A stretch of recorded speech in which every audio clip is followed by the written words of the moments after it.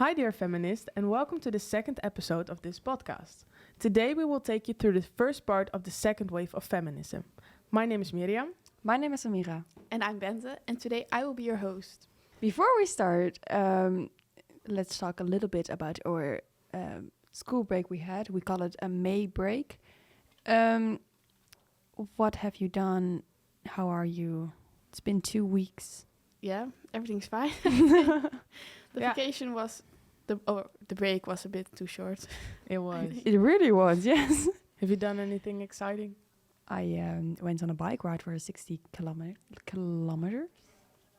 That was fun.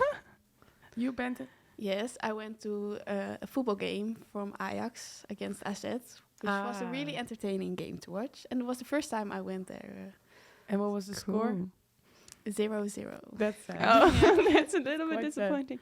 Have you done anything? I took my mom on a high tea for Mother's Day. It was a bit early, Nice. but because I had vacation, she was a day off. We had better time. Cute. Mm-hmm. Cute. Nice. Okay. So let's start at the beginning of this wave. It all started in the United States in 1960. This wave attached great importance to exposing and overcoming systematic racism in society. They realized that cultural and political inequalities of women were linked. It started in America and flew over to other Western countries. It all began with the adoption of the contraceptive pill by the Food and Administration in 1960. This gave women control over their reproductive rights. A little fun fact about this, within 5 years, 6 million women used this pill. And now 922 million women are using some sort of birth control. That's a quick increase in within 5 years. Yeah. What is your opinion about that? I mean, I think it shows that women found it important to get the pill. I think it's good. It's an opportunity for them to, have a boundary in their way. Yeah. I think also control over their own body. Yeah. That they can make the choice over their own body and what they want. So let's continue. In 1963, the Equal Pay Act came in the United States, which protects against wage discrimination based on sex. The Equal Pay Act protects individuals of all sexes. All forms of compensations are covered, including salary, bonuses, life insurance, vacation, and holiday. If there is an inequality in wages between people of different sexes who perform equal jobs, employers must raise wages to equalize pay but may not reduce the wages of other individuals. Is it still this case, or do we still have big gaps between what men get paid and what a woman gets paid? Well, a few days ago, we searched it up together, and we discovered it was still a big thing. Yeah. 13%, right? Yeah, So, in the different. Netherlands, Yeah. yes. But there's also one country in Europe, I don't really know which one anymore, that has a percentage of 26. Yeah. And that's very much of a That's a difference lot. between what a man gets paid and what a woman get paid. Yeah. Yeah. That's Do you notice it in your jobs? Because I don't. No, I personally for me don't also either, not. but I think it's a thing for when you have a bigger or higher ranked position. Yeah, in big companies maybe. Yeah. When you get higher up, CEO. Yeah. Yeah, there are only I believe 5% or 5 women in general that are CEOs in the Netherlands. Not a lot. low. That's low. That's both. This is Well, very low. It's also crazy because in the law states that that you cannot be paid differently if you do the same job between men and women, but it still happens a lot because we see it at the percentages that there is a big difference. So that's a bit crazy to me. Yeah, and also why? Yeah. Why does a man get paid more? It doesn't make sense to me. That's a very good question. Yeah, if I clean a toilet or a man cleans a toilet, why should he get paid more for the same thing For I the do? same job, yeah. Some people say work experience, but That's I don't really believe that. that's. Oh, I'm not saying that word. Yeah, well, often it's because they're stronger or such things, but I just think that's kind of That's bullshit, to be nonsense. honest. Yeah, Yeah. it is. So if we're looking at the Netherlands, the second wave started with Joke Smith, who created the organization Man-Women Society, or as we say it, Man-Vrouw Maatschappij, in 1968. After she wrote The Women's Discomfort, which talks about that men have a clear role in society and women don't. She talks about women's social life, the abortion law, having fun and sex, minimum wages, and housing needs. She found that women should claim their own place in society. And I also have something to tell about the Men-Women Society, because they had like this advertisement about that women should go to school, which is called Marie Get Wiser. And the advertisement is as followed. She's getting married anyway. Why should she learn? Washing dishes, vacuuming, cleaning windows, peeling potatoes, making beds. This is your destiny, isn't it? No, it isn't. Don't leave school too soon. Make sure you understand your surroundings later. Learn through as long as possible. Marie, get wiser. I think it's a very powerful advertisement for that time to make sure women go to school and don't just do the housekeeping. Yeah. Yeah. Yeah, it is. So in 1968, a new law came, which is named the Mamet Law. This made it possible for girls to go to high school. In this time, there were only two types of schools, the housekeeping school and the teacher's school. This law came in order to reduce social inequality and make it possible for everyone to get good education. So it has been 100 years. Do we still notice any differences today between education for men and women?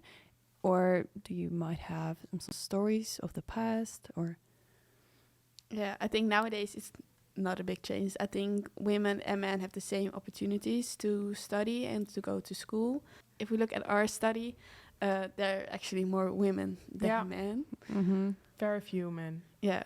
So my grandma, she went to school until she was 15.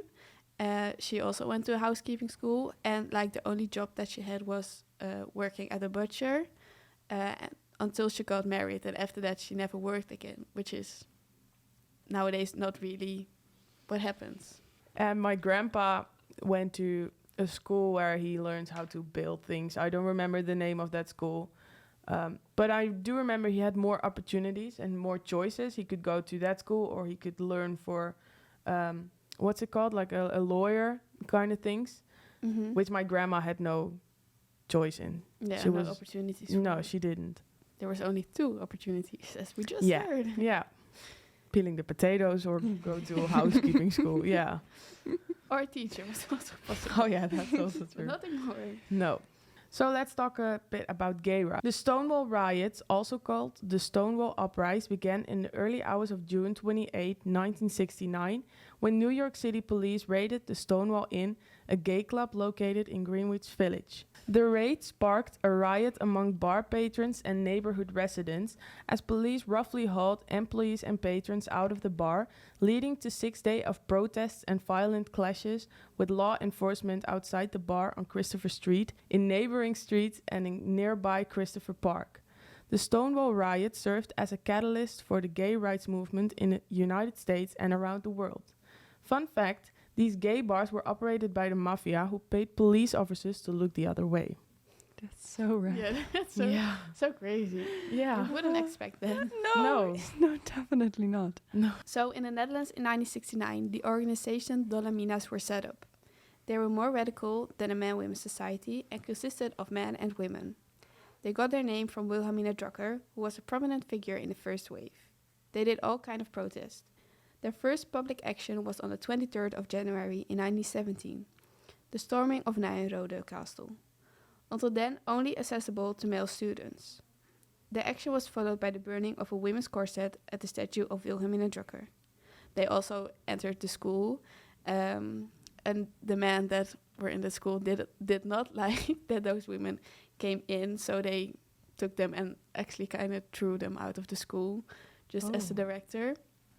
But the director also wanted the Dolle Minas to have their say, and they could also tell their story of why they were doing that. A few days later, public urinals were tied up with pink ribbons in protest against the lack of public toilets for women, which I think is still a problem. Within a few weeks, Dolle Mina had thousands of supporters. They swept through Amsterdam and later also throughout the Netherlands and later Belgium. Soon after the start, working groups were formed. Most of these working groups focused on practical issues such as abortion, crashes, equal pay for equal work, and unmarried mothers. Beside the working groups, there was a theory working group who focused on education and found it important that women's studies were also taught at school. Do you think public toilets for women is still a problem? But yes, I do think the issue of the public toilets is still an issue. Yeah. because if you're, for example, in Amsterdam, there are these public toilets like outside, but those are only for men, like next to the canal. They're like those, like Dixies or yeah, some sort, but like not For men. real Dixies. There's just that's the same thing where the Dolle Mina's tied a pink ribbon about. urinals. Those, that's what I mean. Yes, those are just outside. And, well, women don't have those sort of things. Yeah. And every time I go to like a public toilet, you usually have to pay. Yes. Yeah. It's never free. No. And a man can just go outside and just pee. Even It's not legal. It's It's not kind of legal, illegal, but yeah. but they still do it. Yeah, it's easier for them than for Yeah. us. Yes, it really is. Can I, by the way, tell some sort of story about the Dolle Mina's Yes. I saw? Well, there's this Dutch TV program. I believe it's either the Klokhuis of Welkom bij de zoveelste eeuw. There was a sketch about Dolle Mina's, which had 4 or 3 women dressed up as how Dolle Mina's kind of looked like, with by the urinals outside with a pink ribbon around it, yelling at people, but not in.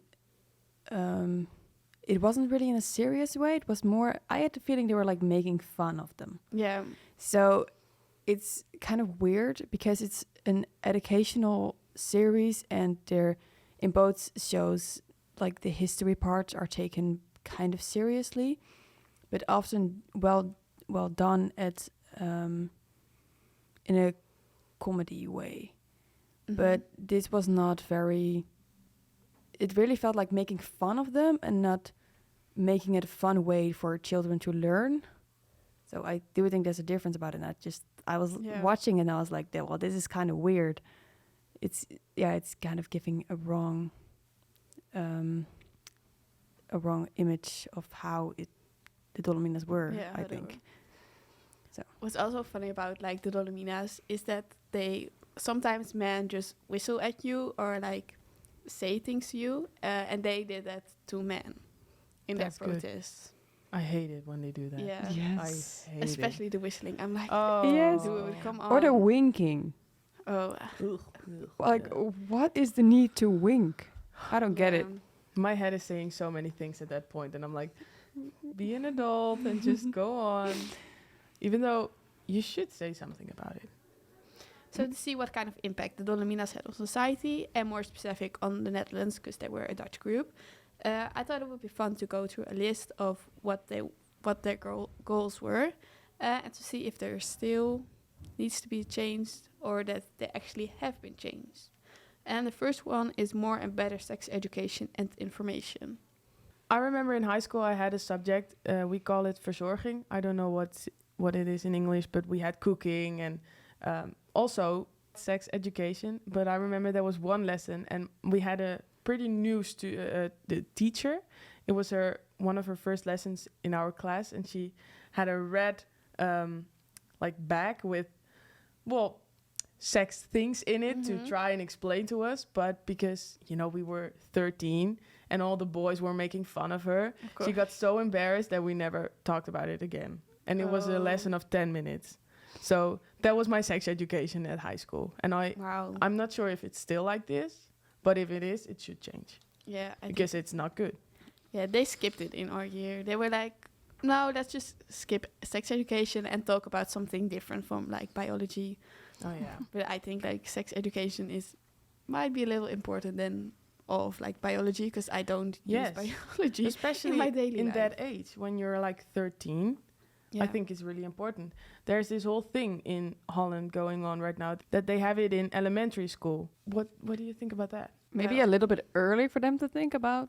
Yeah, but they start with like really like the basics. It's not like really about sex, but more like hugging or something. The flowers and the bees. Yeah. I can imagine that parents get a bit angry about it. Yeah, But- because they try to avoid the subject by the children. Yeah, Yeah. but my brother is learning to become a teacher for elementary school, and he's like, when children are 5 or 6, they already know about these things, so it's not Yeah. that big of a deal to talk about it. Mm-hmm. But in my eyes, it's like, you're 5, you don't Yeah, think it's about so those young, things, yeah. you know. But apparently, children do. Media. So early. Really Yeah. early. I didn't think about those things when I was 5. I was playing in the dirt. Yes. I didn't do those things. Same. Just playing. Yeah. So the next one is fight against double sexual morality or double standards. Do you know what I mean, or should I give some examples? You can give some example. A man who speaks his opinion is strong and passionate. A woman is bitchy. Do we agree? Yeah. I don't that's what- agree. No, but I don't agree, but that's what society thinks. yeah. A married woman without a job is a homemaker. A married man without a job is a failure. That's not true. Nee, that's not true. No, it's such weird things. Yeah. I mean, society thinks about it like this, but I Yeah. know. I think It's like nowadays double it's standards. more often that men don't work, Yeah. for example, than back then. Or take kids, or take care of the kids. Yeah. They Taking care of the kids. Married women are able to work if that is their wish. Yeah. I mean, nowadays it's possible to do that. Yeah. Yeah. As they should. Yeah. It sounds weird that it wasn't because now it's so normal. So the last one that we'll be talking about is men should be able to refuse service for the army. Yeah, that's also possible. I mean, we Yeah. don't have like a service you have to do. No. I mean, back then it was. It was you had forced. to do. Yeah, it was Yeah. forced to do it. My dad had to do it. My grandfathers had to do it. Yeah, my dad not, but I don't know if my grandpa did it. I don't think so. My dad did, I believe. I believe my uncles did as well. Yeah, my dad still talks about it. How good it was Yeah. to be taught some morals that is very useful for people nowadays. He Yeah. says. What has become clear this episode is that there were more groups and organizations that fought for women's rights. Not only women, but also men. They were rebellious and really wanted to make a change to make life easier for women and more equal. They didn't want to be treated less. It was a step closer to more freedom for women and equality. There are a lot of movies and documentaries about the second wave of feminism. One of my recommendations is the movie On the Basis of Sex. I found it very inspiring, and it tells the story of the Judge Ruth Ginsburg, who dealt with discrimination on the basis of sex, but kept fighting for her goal to be a lawyer. It is really inspiring. It is a really inspiring story and shows that if you want something, you can make it come true. Have you seen this movie, or have you your own recommendations? I have. Yes, I have. I love this movie. I think it shows a really great story on how not to give up and to fight for it. And also shows a lot about her character. I also did some more research about Ginsburg, and she did a lot of amazing things for women. Do you have any other recommendations of movies? No. Of movies, yes, but not about feminism. Well, one of the movies I saw is Seeing All Red, or Oh, yeah, Seeing yeah, I've All seen Red that one. of about Gloria Allred. But I believe we're going to talk about her next episode. Definitely. I will give you a little teaser for next episode. We will talk more about the second wave, where we also talk about the Equal Rights Amendment, the separatist phase, and Gloria Allred. Thank you for listening to this episode of Dear Feminist. Hopefully you learned something new today, and we would love to see you again next time. Bye. Bye.